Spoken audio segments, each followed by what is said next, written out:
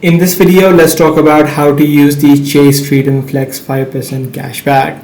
So if you're trying to receive the 5% cashback within Chase, in this video, let's talk about it. Now, in order to get this feature, you need to manually activate the bonus category each quarter. So each 3 months, you need to activate it manually, either through the mobile app or the website as well. This feature allows you to earn up to 5% cashback on up to 1,500 combined purchases on different merchants that are available.